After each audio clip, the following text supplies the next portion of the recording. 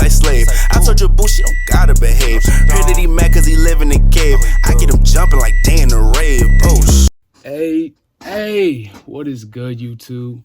It's your boy, and I'm back with another video, man. Before y'all ask, yeah, my hair wet. I just got out the shower.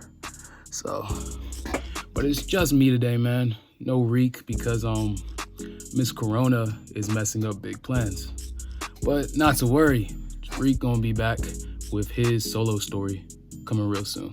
So, I mean, if y'all don't know, this is about to be my first animation. I'm about to tell it for y'all, you know, like, comment, share, all that good stuff. And as you read from the title, in the story, it's gonna be about an embarrassing time that I took a L. L's, man. We all take them, easy to take, hard to forget. But yeah, without further ado, we're gonna get into it. Let's get it.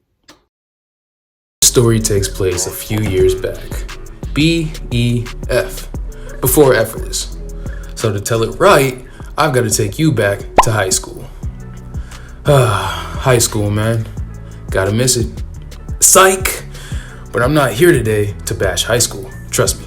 Me and Rick will probably cover that topic together on an entirely separate video one of these days because, woo! I'm here today to tell a story. So y'all remember the irrational high school crush, man. Because unless you were in a committed relationship all 4 years, we all had one. Hey, you might be thinking about yours right now. And I don't mean irrational as in you have no clue on the first thing about the person, but irrational as in you just find yourself liking them, not only because of how they look, but what you've led yourself to believe. Like, you wind up liking them without plausible reasoning just yet. Instead of actually going through the official talking stages and really discovering if you vibe with this person through face-to-face human contact, you more so just happen to be around them in a position to stalk, I mean observe and learn about them. Besides the basic small talk conversation here and there, you don't really learn much about them from, well, them. Over time, you learn enough info to the point where the idea of this person you hold in your head starts to build a perfect image, forming this sort of attachment. Well, for me, mine's was, well, we'll call her Ariel for this video's sake. Now don't get me wrong, me and Ariel had conversed before, and we were cool, man. But your boy was skipping some steps. So I essentially made this much riskier than it initially had to be because your boy didn't have quote unquote game just yet back then. So school had just let in, and as everyone was walking in, I see Ariel and I approach her, all with the goal of asking her out on a date for the following Saturday. So I'm like, hey, Ariel, what's up? And she's like, hey. So now I'm like, how's your morning going so far? And she's like, it's just started, but it's okay so far. Because, you know, small talk. So now we're conversing down the hall as I walk her to homeroom. Eventually, we make it outside her homeroom class, and we're still chatting it up. And I'm like, hey, I gotta ask you something. And she's like, go ahead, LOL. When suddenly, I hear, so I know what you're thinking. Everything's going good so far. And it was. It really was. That is before Andre and Ant.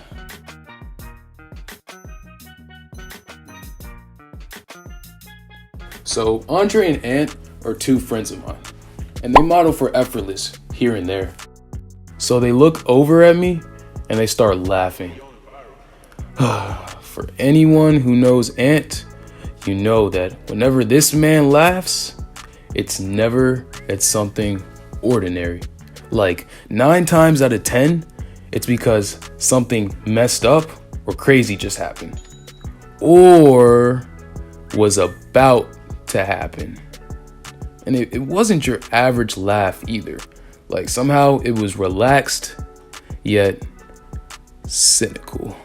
So you're probably wondering, what's so bad about that, Josh? You said they're your friends. Nothing crazy should happen to you, right? And normally, you'd be right. But no. Not the case. Because these two friends in particular, like, I can't even explain the things they like to do. And there's never a rhyme nor reason to it. they just do it, man. And if you went to high school with me, chances are you know exactly what I'm talking about. But like I said, I can't even begin to explain, so I'ma just show y'all. Hey, play the clip.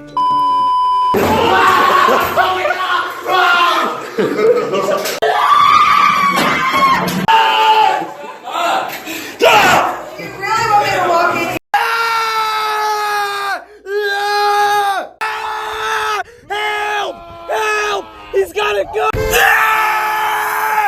Fuck! So, like I was... So, like... Alright. I think I've raped your ears enough today. So, like I was saying, that pretty much sums up those two. And as you can see, the only fitting word to describe them would be pretty wild. So when I heard them laughing, my stomach dropped, because I knew that it was only a matter of time before something wild went down.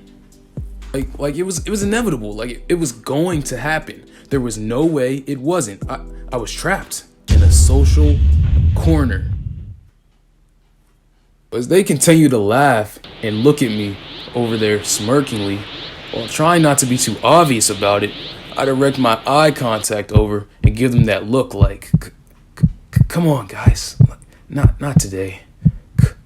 Cool it on me, please?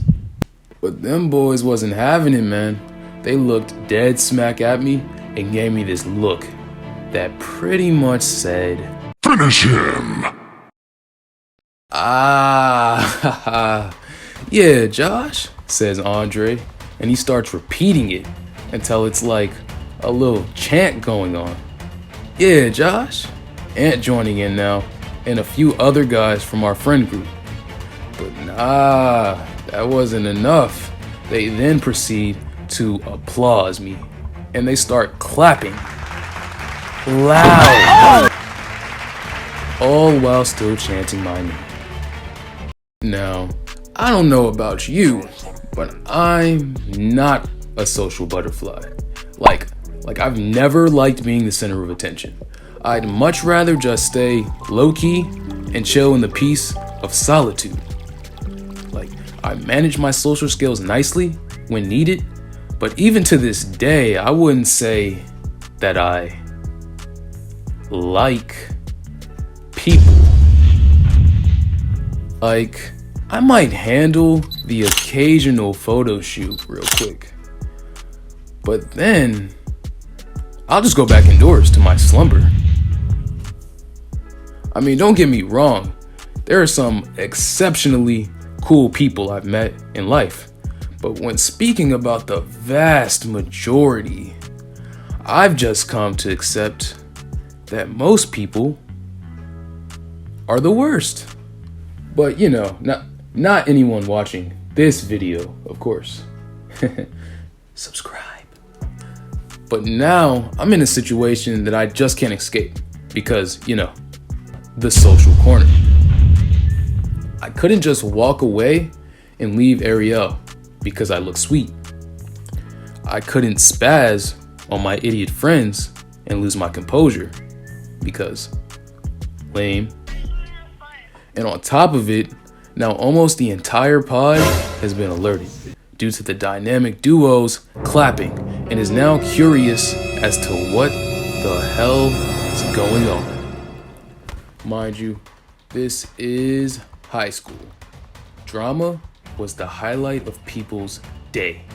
Like those animals ate it up. And the average person, man, was most likely a follower. So now, multiple groups of people on the floor can be heard applauding for something they knew absolutely nothing about. Like what if someone had just cussed out a teacher or something? I blink and people have started swarming the area, like multiplying. It was crazy, like bacteria. Chanting, "Oh yeah, Josh." More and more, like I don't even know where some of them came from. So with all the eyes on us, it seemed like my simple in and out plan was now gonna have to be broadcasted in front of all of my peers. So then it began. Everyone started clapping. I'm talking everybody. Like the whole pod's clapping. And we just dead smack in the center. And whole T, I'm over there looking at Andre and Ant like, "You really gonna fuck this up for me?" I turn around and the look on her face, boy, said it all. Really, nigga? Shawty wasn't happy.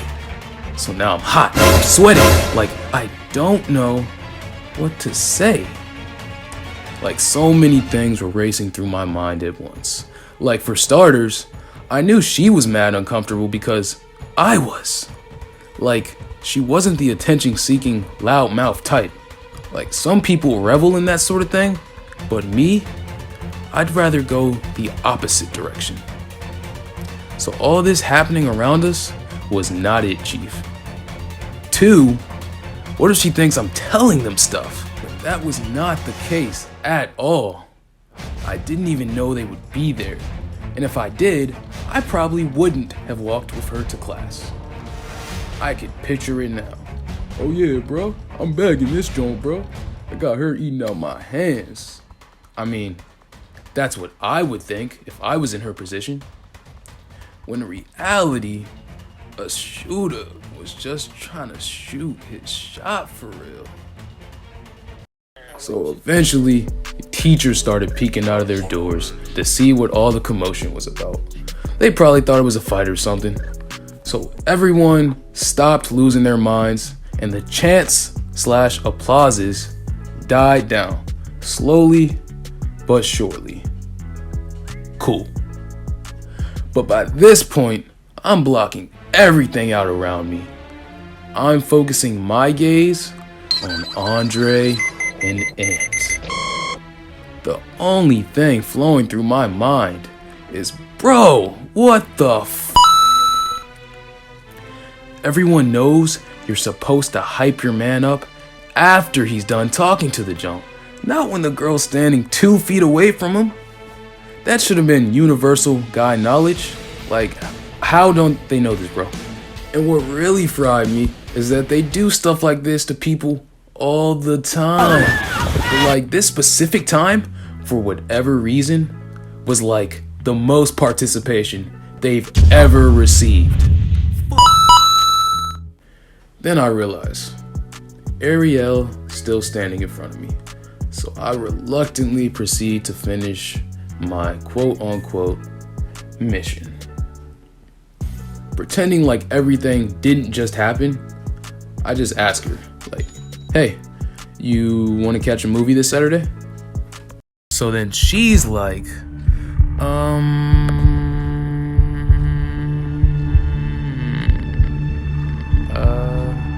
okay. So then I'm like, for real? I mean, cool. That's cool. I'll see you Saturday then. Okay, cool.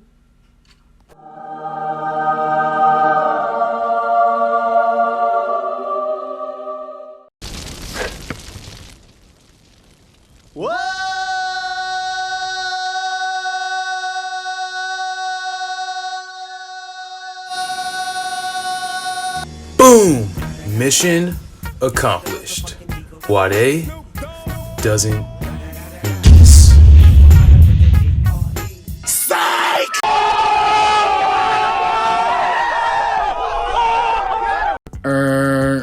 You see, due to the incident the two idiots just caused, there was a much bigger problem arising that a young Josh didn't foresee. And if you don't know what I'm referring to, please allow me to give you a lesson in male nature.